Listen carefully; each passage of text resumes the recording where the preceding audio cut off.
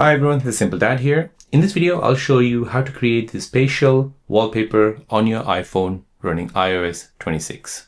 So as you can see, when I'm moving my phone left and right, it basically gives you a 3D effect on the wallpaper which you've applied on your lock screen. So let me show you how to set this on your iPhone running iOS 26. So first you want to go ahead and open up settings. Next you want to scroll down and find wallpaper.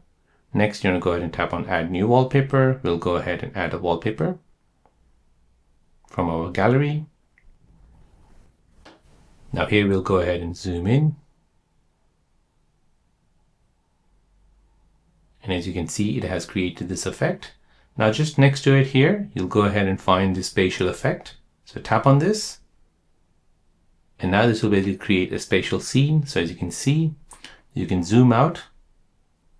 And this basically gives it a more effect to it. So here.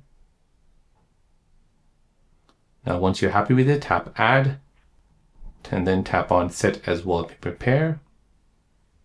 And now go ahead and lock your phone and you'll see the 3D effect. So there you go guys, that's how to get the spatial wallpaper effect on your iPhone running iOS 26. If you're new on the channel and you want to find out more about your iPhone, your Android phone, or any other social media apps, then don't forget to subscribe to this channel to become a part of the Simple Dad community.